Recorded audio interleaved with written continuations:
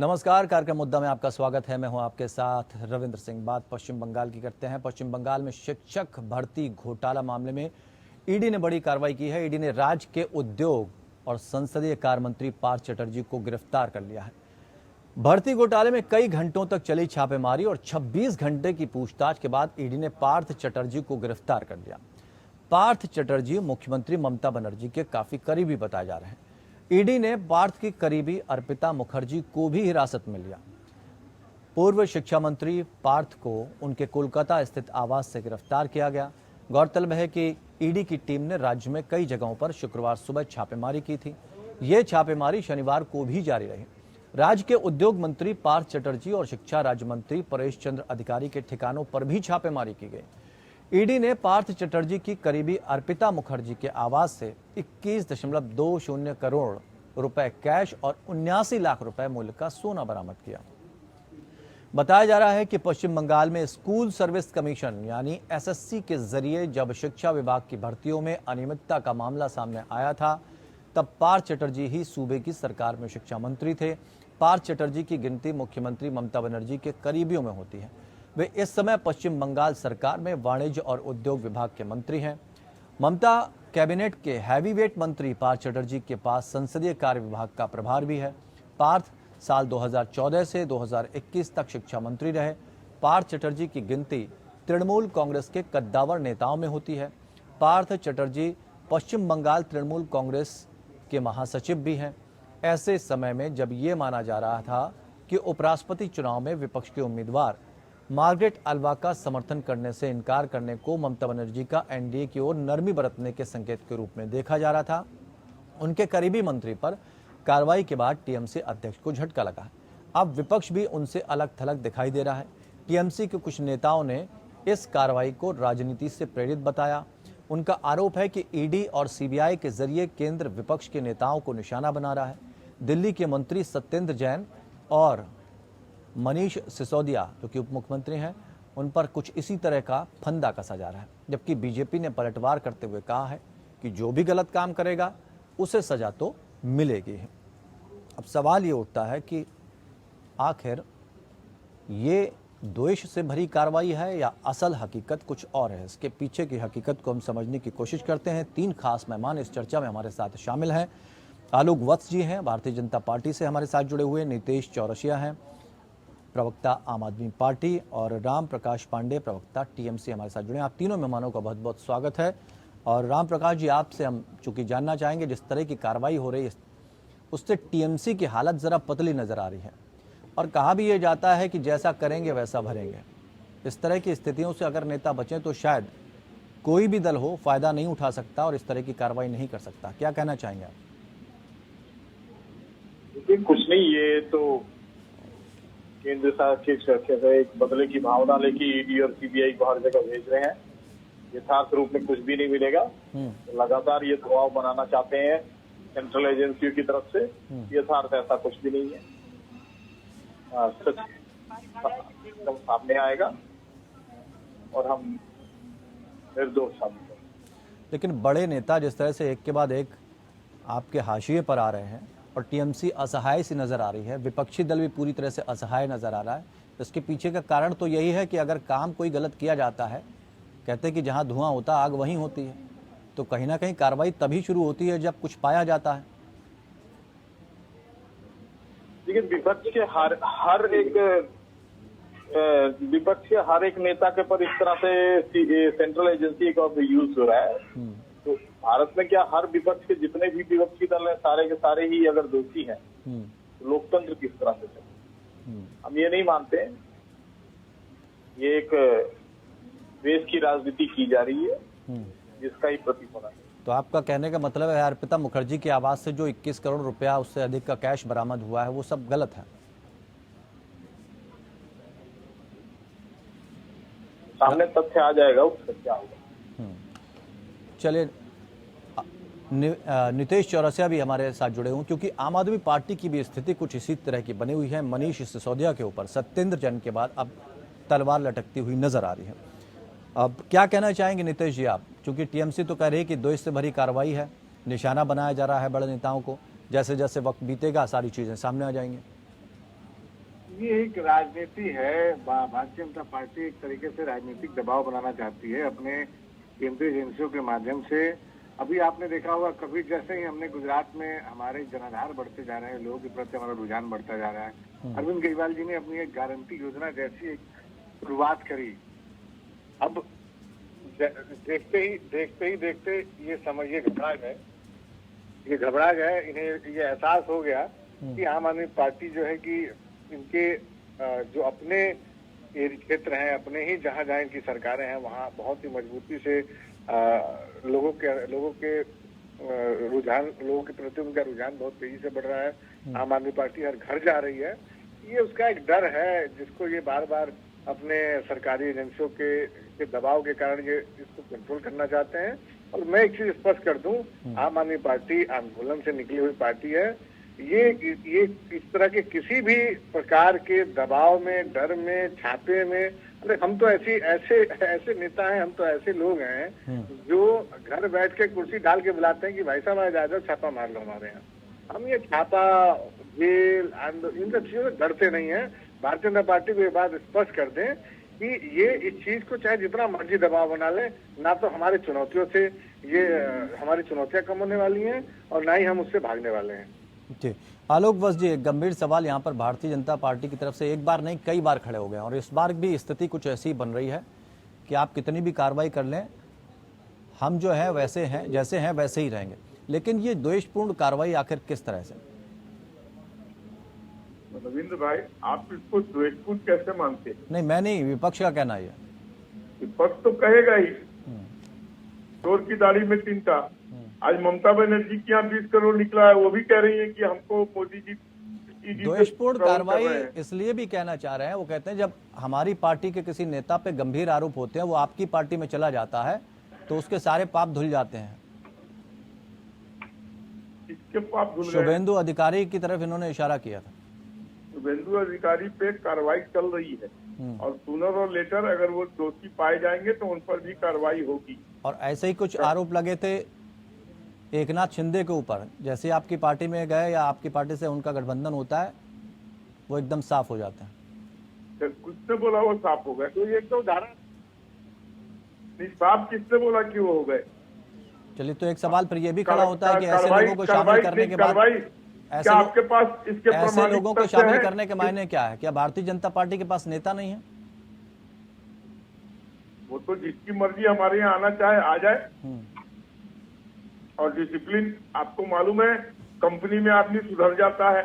हमारे यहाँ डिसिप्लिन की अग्नि ज्वाला है, अच्छे को हमने सुधार दिया। तो हमारे यहाँ तो कैडर है, डिसिप्लिन है, उस सबके तहत काम करना है। मुझे लगता है हमारा कोई वॉशिंग मशीन है। नीतीश जी कह रहे हैं वॉशिंग मशीन है भारतीय जनता पार्टी। हमारा कोई आदमी अभी तक घोटाले में पकड़ा गया है? इनका पंजाब में मिनिस्टर चोरी कर रहा था। नीतीश जी पूछ रहे हैं कि भारतीय जनता पार्टी क्या वॉशिंग मशीन की तरह है, जो कोई भी अपराधी आके वहां एकदम साफ हो जाता है? देखिए, वॉशिंग मशीन और कोई एक उदाहरण बता दें जिसपे इन्होंने कार्रवाई अभी तक पूरी करी हो। एक चीज आपको बता दें, वो तो आपसे कह रहे हैं नीतीश जी कि आप कोई नाम तो गिनाएं जिस पर हमने कार्रवाई ना की हो, जिसको छोड़ा हो, उनको नाम गिना दीजिए। नामों की लिस्ट है। मैं आपको, हालांकि मैं बंगाल की बात हो रही तो वही बता दूं, इससे पहले मुकुल राय जी थे, उन्हें भी नहीं, हमने आम आदमी पार्टी को इसीलिए जोड़ा ना क्योंकि दिल्ली में भी कुछ इसी तरह की स्थिति बनी, तो आप बता सकते हैं। हमने तो इससे पहले अपने दिल्ली में भी देखे थे, एक मंत्री को हमने भ्रष्टाचार में लिप्त होते ही, जैसे हमारे पास इसकी पुस्तक जानकारी, हमने तुरंत उसको, इवन सीबीआई जो भी एजेंसियां उनको साथ कॉपरेट करते उनके हवाले कर दिया। चाहे पंजाब का हो, पंजाब में सरकार में रहते हुए हमने अपने मिनिस्टर को जेल में डाला। एक उदाहरण तो बताएं इन्होंने अपने कार्यकाल में ऐसा करा हो। हमने जल शक्ति मिशन घोटाले का एक्सपोजर करा, हमने अभी ट्रांसफर घोटाले का एक्सपोजर करा, हमने तमाम इस तरीके के घोटालों का हमने एक्सपोजर करा और इनके सामने की बात है। आप देखिए, एक उदाहरण बताइए कोई कार्रवाई हुई हो। जल शक्ति मिशन में हम तो लोकायुक्त तक गए, लोकायुक्त से नोटिस हुई, क्या कार्रवाई, क्या हुआ इनकी तरफ से? इन्होंने तो कुछ नहीं करा। इनके ऐसे तमाम उदाहरण हैं।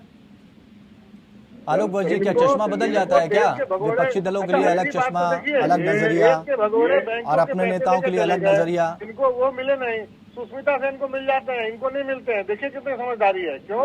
क्योंकि उस कंपनी से ये लोग चंदा लेते हैं।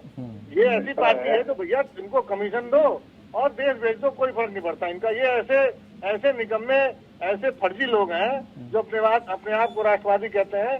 देश के पूंजीपतियों को के जेब में रहते हैं ये, उनसे लेकिन गौतम गंभीर तो गौतम गंभीर सवाल खड़े कर रहे हैं। कह रहे हैं आप जिस तरह से बेटा बताया था, अब तो ये ठेकेदारों की पार्टी हो गई आम आदमी पार्टी।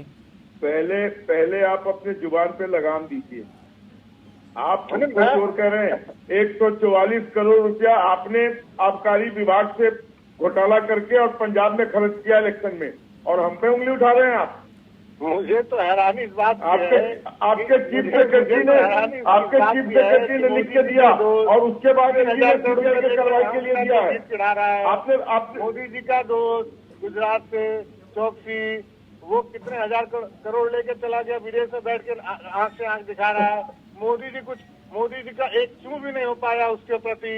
और यहाँ आके एक ऐसा भ्रष्टाचार जिसमें 1300 करोड़ रुपए का लाभ होता है सरकारी राजस्व को, उसको एक मनगढ़ंत कहानी बना के भारतीय जनता पार्टी के पास आम आदमी पार्टी का कोई काट नहीं है, इसलिए ये एक मनगढ़ंत कहानी लेके आई है। ऐसा कौन सा भ्रष्टाचार है जो 1300 करोड़ रुपए का राजस्व बढ़ाता है? इस बात को आप बताएंगे? हालात फिलहाल आम आदमी पार्टी के और टीएमसी के खराब है, क्योंकि जिस तरह से निशाना बनाया जा रहा है आलोक वर्ष जी, सरकारी वो सवाल यही खड़े कर रहा है कि आखिर अलग अलग नजरिए से क्यों देखा जाता है। आलोक जी आ रहे हैं। तरह के सवाल विरोधी दल लगा रहे हैं, और विरोधी दल में अगर दो खास दलों की बात करें तो इस वक्त बड़े नेता उनके फंसे हुए हैं। निश्चित तौर पर ईडी की कार्रवाई हो रही है, 20 या 21 करोड़ से ज़्यादा रुपया बरामद हुआ है। लेकिन इस तरह की जब स्थिति बनती है तो आखिर क्यों बन रही है, कहाँ पर ये सारी चीज़ें आई हैं, ये समझना होगा। अर्पिता की जहाँ तक बात है, अर्पिता मुखर्जी की 21.20 करोड़ रुपए का कैश और 79 लाख रुपए मूल्य का सोना बरामद किया जाता है। सवाल यह है कि जब इस तरह की चीज़ें पाई जाती हैं तो कौन कहाँ पर गलत है ये कहना मुश्किल हो जाता है, जब तक कि आरोप साबित नहीं हो जाते हैं। आरोपी को दोषी नहीं कहा जा सकता, ये तो कानून भी कहता है, और अभी सिर्फ आरोप है, ये विपक्षी दलों का कहना है। लेकिन ऐसा क्यों होता है कि भारतीय जनता पार्टी के ऊपर इस तरह के सवाल खड़े हो रहे हैं कि जब भी किसी नेता पर कार्रवाई की बात की जाती है तो जैसे ही भारतीय जनता पार्टी में जाता है वो दूध का धुला हो जाता है। इन चीज़ों को हम समझने की कोशिश करते हैं। आलोक वर्ष जी सवाल का जवाब दे रहे थे, आलोक जी की बात अधूरी रह गई थी। आलोक जी, तमाम तरह के आरोप लगाए हैं यहाँ पर आम आदमी पार्टी ने। दूसरी चीज़ ये है कि जिस तरह के आरोप हैं उस पर हम चाहेंगे कि आप सफाई दें। देखिए, आम आदमी पार्टी आरोप पर आरोप लगाती जाए, लेकिन अब उनके एक एक घोटाले सामने आ रहे हैं। इन्होंने एक्साइज ड्यूटी जब सरकारी हाथों में तो 300 करोड़ रुपए का लाभ दिखा रहे थे। आज इनके हाथ में जाने के बाद 1300 करोड़ पे आके रुक गया है। क्यों? कहाँ गए वो पैसे? और दूसरी चीज, हर वार्ड में 2 दुकान खोलने की इजाजत की, इन्होंने उस रूल को फ्लॉन्ट कर दिया सिसोदिया जी ने, और एक एक जगह 4-4, 5-5 दुकानें हो गई। उसके बाद जो दुकानें 4 जोन में खुलना था वो सिमट के रह गया एक ही जगह, और एक पर्टिकुलर कार्टेल को फायदा देने की बात हुई। क्यों? क्या कारण था इन सब में? और उसके बाद जिसको एनओसी नहीं मिला एयरपोर्ट से, उसको इन्होंने इंपोर्ट ड्यूटी में कंसेशन देके 50 रुपए पर पेटी उसका कम कर दिया। इसलिए इसका कोई कारण बता सकते हैं? किसने इनको अधिकार दिया था? न कैबिनेट में गया, न एलजी से अप्रूवल लिया गया, और इन्होंने एकाएक इस काम को कर दिया। इसलिए क्यों? क्या कारण था? नहीं, ये जवाब देने की बजाय आप तो उन पे उल्टा सवाल दाग रहे हैं। दूसरी चीज, हम टीएमसी से भी इस बात का जवाब ले लेते हैं। बिल्कुल, राम प्रकाश जी क्या कहना चाहेंगे? भारतीय जनता पार्टी की बातों से सहमत हैं आप? देखिए, उनकी बात को क्या, उनको इससे पहले उन्होंने मुकुल राय पर लिया तो मुकुल राय के पास चले गए तो सारी इंक्वायरी बंद हो गई। अभी फिर आ गए हैं तो हमारे पास ही आए हैं। उन्होंने देखा कि वो जो भी है यथार्थ है नहीं। अभी शुभेंदु के ऊपर है तो इनके पास है तो इनकी कोई इंक्वायरी नहीं है। ये केवल एक राजनीतिक फायदा लेने के लिए इस तरह से विरोधी दलों के ऊपर प्रेशर बनाना चाहते हैं, और कुछ नहीं है। यथार्थ कुछ भी नहीं है, क्योंकि इनकी खुद की 2024 में 20 करोड़ रुपया हमने अपने घर से निकाल लिया है। 20 करोड़ रुपया हमारे घर से निकला है। और ये जिस तरह से ये सोच रहे हैं, तो इनको ये भी सोचना चाहिए कि आज ये प्रधानमंत्री है, कल दूसरा केंद्र में आ सकता है, तो ये सीबीआई, ये ईडी सीबीआई तो विपक्षी दल इतने कमजोर क्यों हो जाते हैं? आप भी तो सवाल खड़े कर सकते हैं। अगर वो आपके नेता के ऊपर कार्रवाई करते हैं तो आप भी कम से कम उन नेताओं के नाम सामने लाइए जो हैं। आप इतने कहाँ कमजोर पड़ जाते हैं? हमें कमजोर कहाँ? देखिए कि हमारी सभा में हमारे राज्य के जनरल सेक्रेटरी, साधारण संपादक ने भी उठाई एक बात, हम ईडी और सीबीआई से डरते नहीं है, हम लड़ेंगे। ममता बनर्जी ने भी बोला, बार बार बोला। आप तो ये अपनी करते रहे, किंतु हम डरने वाले नहीं है। तो आप नाम सामने क्यों नहीं ला पाते हैं? मजबूती क्यों नहीं दिखा पाते हैं? मजबूती से तो हम लड़ ही रहे हैं, आगे तो बढ़ ही रहे हैं, इनसे थोड़ी डर रहे हैं। वो करते रहे ऐसे, यथार्थ तो है नहीं कुछ। आपके अपने लोग, आपके एक पूछिए, इलेक्शन में 20 करोड़ आपके रुपया अपने आया लोग कहाँ आपको से? छोड़कर चले जाते हैं। इस डर से जाते हैं या नीतियों से जाते हैं? लगता तो नहीं कि इस डर से जाते हैं। वो तो कह रहे हैं कि उनकी नीतियां पसंद आ रही हैं, आपकी नीतियां, और जो अहम है, कई बार ममता बनर्जी के ऊपर आरोप लग चुका कि बहुत अहम रखती हैं, बात सुनती नहीं है, इस वजह से उनको जाना पड़ता है। तो आपके तो अपने नेता साथ छोड़ के चले जाते हैं। ठीक है, अगर ऐसी बात है तो फिर वापस क्यों आ जाते हैं? ये भी तो है कि मुकुल गया फिर वापस तृणमूल में ही आएगा, अर्जुन सिंह गया फिर वापस तृणमूल में ही आ गया, तो इनकी नीतियां ही अच्छी थी तो वहां रह जाते ही। तो आपको लगने लगा कि खतरा मंडराने लगा है आने वाले समय में? 2024 में जिस तरह के दावे किए जा रहे थे, अब आपकी पार्टी कहीं ना कहीं कमजोर पड़ती जा रही है। ना, हमारी पार्टी कोई कमजोर नहीं, हम अपनी तरफ से आगे बढ़ ही रहे हैं। हम नॉर्थ ईस्ट में अपनी पार्टी का विस्तार किए जा रहे हैं और आगे भी करते जाएंगे, और 2024 में इन्हें करारा जवाब। जी नितेश जी, क्या कहना चाहेंगे? ये तो कई बार इनकी बड़ी हास्यास्पद बातें मैं सुन रहा था इनकी। इनसे जब कुछ सवाल कौन सी बात हास्यास्पद लग गई आपको? अभी जैसे इनसे आपने कुछ सवाल दागे, इनके जैसे कुछ सवाल आप दागेंगे तो ये आपके पीछे। उन्होंने तो बता दिया कि जब आपकी मीटिंग होती तो पंजाब के लोग शामिल रहते हैं। हमारी मीटिंग होती तो पंजाब के लोग शामिल होते हैं। ठीक है, हमारा और पंजाब के साथ एक समझौता है, और ये एक हमारी जिम्मेदारी भी है। पंजाब के हमारे जो भी अच्छी चीजें हैं वो पंजाब को बताना। हम तो पंजाब को क्या, हमारे साथ तो टीएमसी के भी नेता हैं, हमने उनको अपने स्कूलें दिखाई। हमारे साथ तो अन्य राज्यों के भी लोग, अन्य राज्यों के प्रतिनिधि भी आए, उनको भी हमने अपने अच्छे स्कूल, अच्छे हॉस्पिटल दिखाए। तो अच्छे मॉडल की चर्चा होने के लिए हमें एक टेबल पे बैठना पड़ेगा, तो हम तो प्रधानमंत्री जी के साथ भी बैठेंगे, हमें कोई दिक्कत नहीं है। अच्छा। देश का भला होना चाहिए, जनता का भला होना चाहिए, तो काम में जिसके भी साथ जाना पड़े हम तो जाएंगे। तो दिक्कत किस बात? यही तो बात गौतम गंभीर कह रहे हैं कि आप जनता की बात तो करते हैं, कर्तव्य देश सेवा है, जनता की सेवा है, लेकिन जनता की सेवा नहीं होती। आलोक वर्मा जी मुस्कुरा रहे हैं आपकी बात। मैं तो आपसे खुद कह सकता हूँ कि आम आदमी पार्टी एकमात्र ऐसी पार्टी है जो आज भी देश की सेवा में और जनता की सेवा में प्रतिबद्ध है। और इसके मैं कुछ उदाहरण आपको दे सकता हूँ। मैं आज से 10 साल पहले की बात बताता हूँ। जब 8 साल 10 साल पहले जो बस का किराया था, आज भी वही बस का किराया है। इसका इसलिए मैं उदाहरण दे रहा हूँ कि एक जो आम जनमानस है वो जनरली ट्रेवल करता है बसों से। ठीक है, अब ये बताइए कि सीएनजी डबल हो गई, जवाब ले लेते हैं। कहाँ से कहाँ पहुंच गया। लेकिन आप किसी अन्य राज्यों का उदाहरण दे दीजिए, हर 6 महीने में सुनने में आता है बिजली के दरों में बढ़ोतरी, हर 6-3 महीने में सुनने आएगा पानी में बढ़ोतरी, तेल बढ़ गया, ये बढ़ गया, वो किराया बढ़ गया।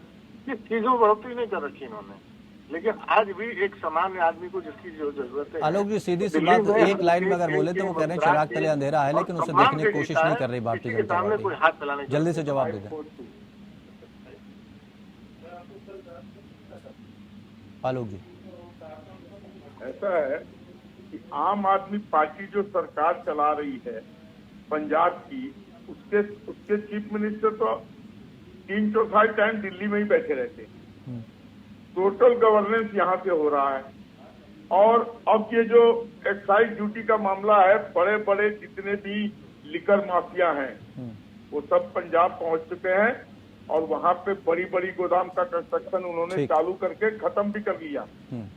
अब ये जो घोटाला दिल्ली में हो रहा था, अब वो पंजाब की तरफ मुखातिब हुआ है। संक्षेप वहां भी इनको इसी तरीके के लाइसेंस दिए जाएंगे और इनको खुलेआम छूट दी जाएगी कि गंगा बहा दो दारू की, और ये यानी तस्वीर जैसी दिखती वैसी होती नहीं, दिखाया कुछ जाता, होता कुछ है, और ये शायद सभी पार्टी में इस तरह की चीजें शामिल हैं। लेकिन जिस तरह की कार्रवाई भारतीय जनता पार्टी की तरफ से की जा रही है, विरोधी दल यही कह रहे हैं कि ये बायस्ड हैं पूरी तरह से, आप मुझे एक चीज कार्रवाई बताइए ठीक नहीं। और आरोप भले ही हो, आरोपी होने से दोष साबित नहीं हो जाता। भविष्य में जब रविंद्र चीजें जी, सामने आएगी। वक्त इतना ही था रविंद्र आलोक जी, जी, वक्त इतना ही था हमारे पास। बहुत बहुत शुक्रिया आप सभी खास मेहमानों का हमारे साथ चर्चा में शामिल होने के लिए। आरोप सिर्फ आरोप हैं, जब दोषी सिद्ध हो जाएंगे तब देखा जाएगा। लेकिन जितनी चीजें जैसे जैसे आगे बढ़ेंगी, जब सच्चाई सामने आएगी तो वो निर्दोष पाए जाएंगे। सिर्फ सत्ताधारी दल की तरफ से ये एक कार्रवाई की जा रही है और विपक्ष को परेशान करने की, विपक्ष को कमजोर करने की कोशिश की जा रही है। फिलहाल मुद्दा में इतना ही, जुड़े रहिए हमारे साथ।